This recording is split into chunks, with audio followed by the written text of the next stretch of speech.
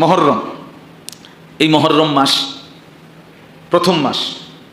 কোরআনুল কারীমের মধ্যে আল্লাহ তাআলা বলেছেন 4টি মাস একেবারে আসমান জমিন সৃষ্টির আগের থেকে আল্লাহ তাআলার নিকট সম্মানিত। মিনহা আরবাআতুন হুরুম, 4টি মাস। এই 4টি সম্মানিত মাস আল্লাহর কাছে স্পেশাল ভিআইপি মাস, বিশেষ মাস। তন্মধ্যে 3টা হলো ধারাবাহিক, জিলকদ, জিলহজ, মহররম, আর একটা হলো রজব। তাহলে এই মহররম, এই এখন যেই মাস চলছে, এটা আল্লাহ তাআলার নিকট একেবারে আসমান জমিন সৃষ্টির আগ থেকে কিয়ামত পর্যন্তের জন্য এই মাসটি আল্লাহর নিকটেই সম্মানিত মাস। এজন্য মহররম মাস আল্লাহ তাআলার নিকট একটি সম্মানিত মাস হিসাবে আমাদের কাছে সম্মান পাওয়ার দাবিদার। আচ্ছা, এরপরে হাদিস দেখেন। হাদিসের মধ্যে আছে নবী সাল্লাল্লাহু আলাইহি ওয়াসাল্লাম বলেন, আফদালুস সিয়ামি বাদা রমাদান শাহরুল্লাহিল মুহাররম।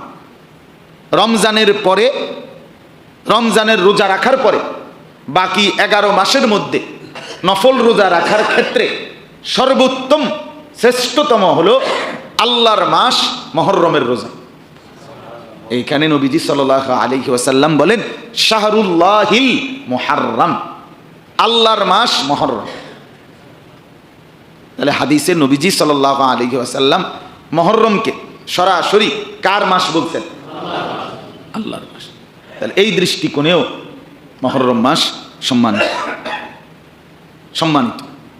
এখন আসেন, মহররম মাসের এই সম্মানিত মাসে আমাদের করণীয় কি?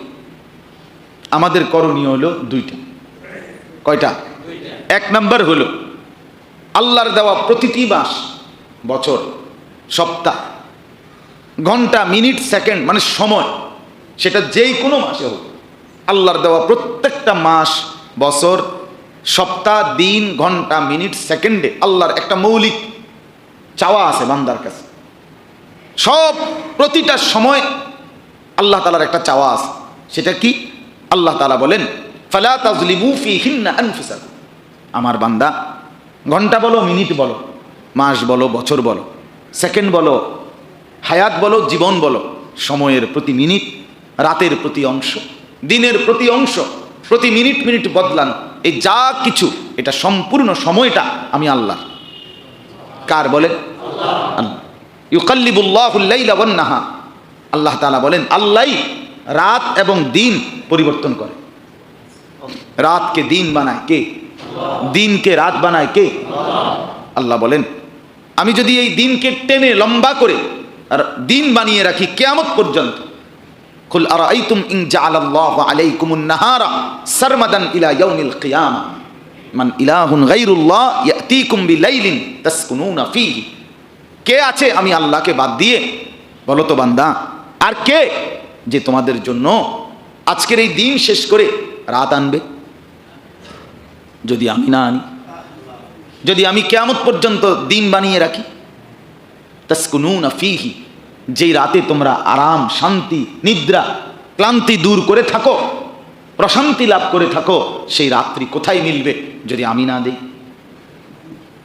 কথা বলেন, আর কেউ দিতে পারবে?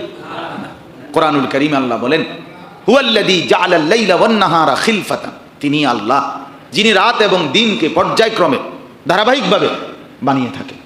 একবার রাত আনে তো আবার দিন, আবার রাত, আবার দিন, আবার রাত, আবার দিন, এই যে বাইসিরিয়াল পরিবর্তন, আল্লাহ তাআলা বলেন এটা আমি আল্লাহ নিজে করছি। হুয়াল্লাযী জাআলাশ শামসা দিয়াআন ওয়াল কামারা নূরা। সব কোরআনের আয়াত। আল্লাহ বলেন তিনি আল্লাহ যিনি সূর্যকে তেজওয়ালা আলোকিত করেছেন, চাঁদকে মায়াময় আলো দিয়েছেন। আল্লাহ বলেন যেন এভাবে বলছেন বান্দা, রাত্রির আলোটাকে যদি আমি চাঁদের স্নিগ্ধ, মায়াময়, ঠান্ডা, কোমল, নরম যদি না বানাইতাম, ঘুমাইতা কেমনে? দিনের আলোটাকে যদি আমি আল্লাহ তাআলা তেজওয়ালা, প্রখর না বানাইতাম, এই পুরা পৃথিবীর উপার্জন কিভাবে করতে? কেমনে করতে বলো? আল্লাহ তাআলা বলেন এই সময়, এই মিনিট, প্রতি সেকেন্ড আল্লাহ তাআলা বলেন আমি বদলাচ্ছি, আমি করছি। সময় তোমার বাপেরও না, সময় তোমার দাদারও না। হ্যাঁ, 15 মিনিট সময় হুজুরে নষ্ট করছে, বেশি নষ্ট। সময় আপনার বাপের না? হ্যাঁ, সময় আপনার বাপের, সময় আপনার দাদার। হ্যাঁ, 15 মিনিট সময় হুজুর নষ্ট করে দিছে। 15 মিনিট সময় আপনি কি ঘাসটা কাটলেন? হলে কথা বলেন, ভাতের থালা ছাড়া আর কি তা? এত খিদা লাগলে জুমার আগে ভাত খেতে পারলেন না? 15 মিনিট সময় নষ্ট করে দেয়। 20 মিনিট সময় হুজুরে নষ্ট করে। কেন নষ্ট করবে? আল্লাহর জন্য, আখিরাতের জন্য। আল্লাহর দেওয়া সময় আল্লাহর জন্য ব্যয় হইলে অসুবিধা কি? কথা বলেন না কেন? দুনিয়া অল্প হইলে সমস্যা নাই, আখিরাত অল্প হইলে সমস্যা হবে মিয়া। আমি আলহামদুলিল্লাহ বলতে পারবো, আজকে না হইল 15 বছর টানা বাজার করতে গিয়া, সংসারের কোনো কাজ করতে গিয়া 10 দোকান মুলাইয়া কোনো জিনিস কিনি না, লস খাইলে খাইছি। কি হইছে? দুনিয়া কোন রকম হইলেই চলে মিয়া, কোন রকম হইলেই চলছে। খালাস, দুনিয়া তো দুনিয়াই। পৃথিবীর সবচেয়ে দামি সোফা বানাইলো, সেটা ধ্বংসশীল, সেটা শেষ হয়ে গেল। এটা নিয়ে এত আহামরি করা, পেরেশানি করার কিচ্ছু নেই। যারে যখন যেখানে যেটা ভাল লাগছে, পরিচিত ভাই ভালো দিয়েন, চেষ্টা করছি এর দূরে। কিন্তু ইবাদতের ক্ষেত্রে সময় ব্যয় হইলে লস নাই। কথা বুঝছেন কিনা বলেন? আমার শায়েখ আল্লামা মুফতি মুশতাকুর নবী সাহেব, আমি অনেকবার বলছি, ওমরার সফরে 2019 সালে আমারে হুজুরে বলছে, মাওলানা 3 তালা দিয়ে তাওয়াফ করবেন। নিচ তালায় তাওয়াফে ভিড় বেশি হয়, ধাক্কাধাক্কি বেশি হয়। 2 দিন পরে আমারে বললেন, মাওলানা তাওয়াফ করছেন? আমি জি হুজুর। কোনান দিয়ে করছে? আমি নিচে নিচে করছি। আপনারা না বললাম উপরে দিয়ে তাওয়াফ করতেন? তাই বললাম হুজুর উপরে দিয়েও তাওয়াফ করছি। 1 ঘন্টা 10 মিনিট সময় লাগে 7 চক্কর শেষ হইতে, আর নিচে 7 চক্কর শেষ হইতে 20-25 মিনিট লাগে।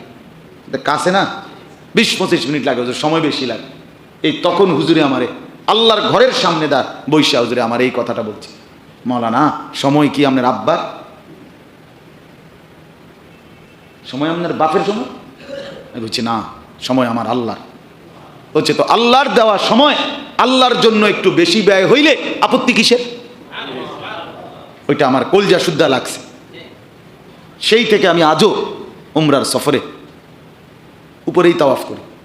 সময় বেশি লাগুক কি, আমার আল্লাহর দেওয়ার সময় আল্লাহর জন্যই গেছে।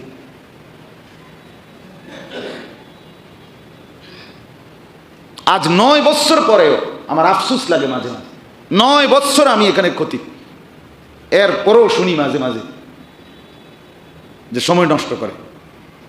হায় মুসলমান, হায় মুসলমান, আফসোস। আখিরাত বুঝবেন কোন দিন, আল্লাহর জন্য সময় দিবেন কোন দিন। উচিত তো ছিল, আল্লাহর নবী বলছেন সাল্লাল্লাহু আলাইহি ওয়াসাল্লাম, যার দিলটা মসজিদে পড়ে থাকে, নবী বলছে সে কিয়ামতের দিন আল্লাহর আরশের নিচে ছায়া পাবে। এটা হাদিস না? শুনছেন না? এটা আপনারা শুনেন না? যার কলজা শুদ্ধ পড়ে থাকে কোথায়? রাজুলুন কলবুহু মুআল্লাকুন বিল মাসাজিদ।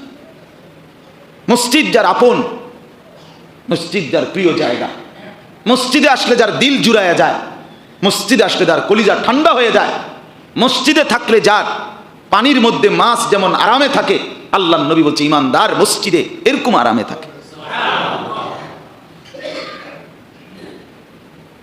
আল্লাহ আমাদেরকে মাফ করে দেন। তো চলেন, বলতেছিলাম এই কথাটা যে আল্লাহ তাআলার প্রথম চাওয়া যে বান্দা সবগুলো সময় আমার, তার বলেন অতএব আমার দেওয়া সময়, মাস, বছর, ঘন্টা, মিনিট, সেকেন্ড, এগুলোতে তোমরা নিজেদের উপরে জুলুম করে নিজেরে বরবাদ করো। ফালা তাজলিমু ফীহিন্না আনফুসাকুম। এই কথাই রব্বুল আলামিন বলেন, প্রতিটা মাস, প্রতিটা বছর, প্রতিটা ঘন্টা, মিনিট, সেকেন্ড আমি রব্বুল আলামিনের। অতএব বান্দা জুলুম করো না, নাফরমানি করো না, পাপ করো না, নিজেরে বরবাদ করে দিও না। নষ্ট করে দিও না জীবন, সময়ের কদর করো, জীবনকে কাজে লাগাও। একবার জিকির করো, আবার তেলাওয়াত করো, আবার নামাজ পড়ো, আবার হালাল উপার্জন করো, আবার স্ত্রী সন্তানকে সময় দাও, সবই করো ঠিক, কিন্তু আমার নাফরমানি যেন না হয়। নাফরমানি না, উপার্জন করো কিন্তু অবৈধ না।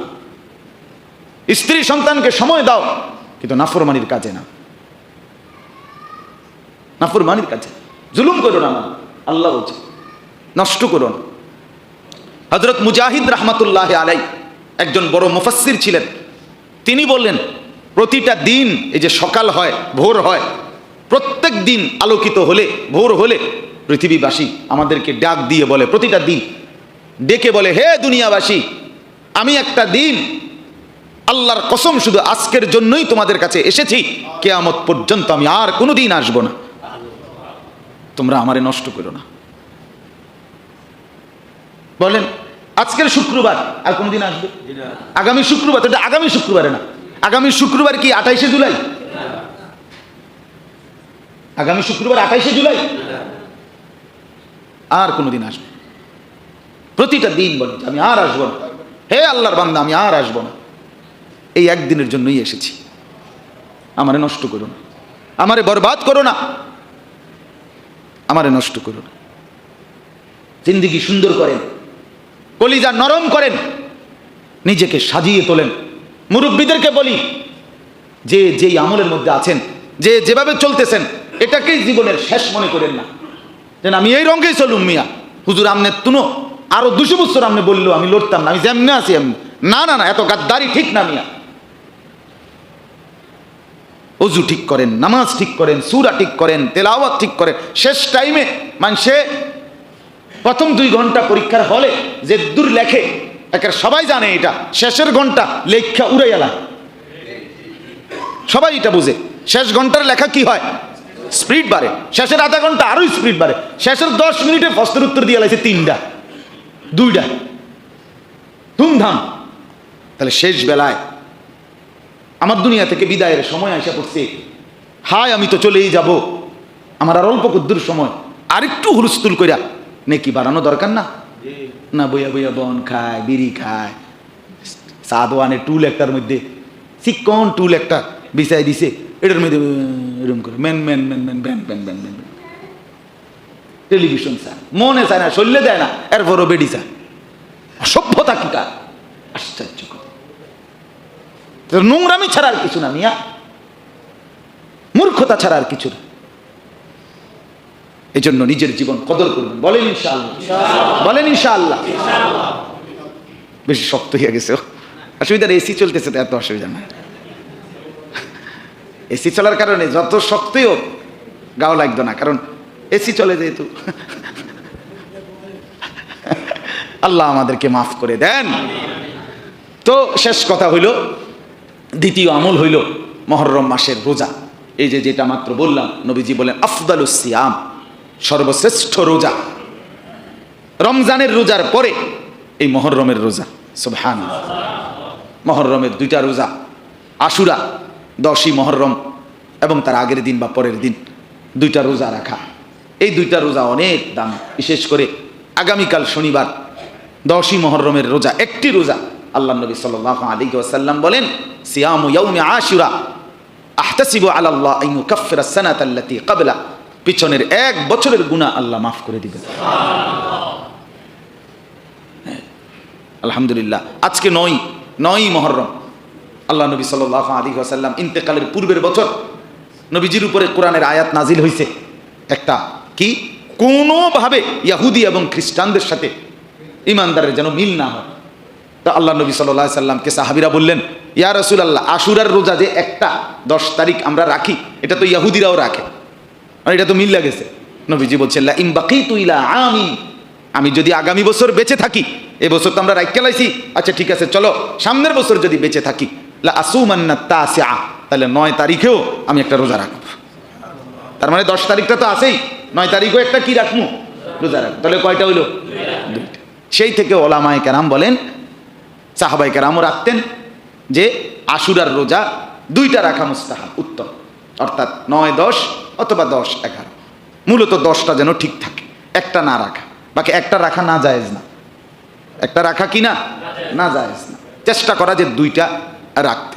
হ্যাঁ, আল্লাহ নবী সাল্লাল্লাহু আলাইহি ওয়াসাল্লাম নিজে এই রোজাটা রাখতেন। তাহলে আমরা ইনশাআল্লাহ, আজকে আমি রোজা আছি আলহামদুলিল্লাহ, আমার মাদ্রাসার সব উস্তাদ রোজা রাখছে, বড় ছাত্ররা রোজা রাখছে। তো আল্লাহ চায় তো আপনারাও যাদের আছেন তো আছেনই, আর যারা রোজা নাই তারা আগামীকাল মানে আজকে সেহেরি খাবেন, কালকে শনিবার, তারপরের দিন রবিবার রোজা রাখবেন, চেষ্টা করবেন। মা বোনদেরকে বলবেন, হ্যাঁ, আল্লাহ তাআলা তৌফিক দান করেন, কবুল করেন। সুন্নত পড়েন।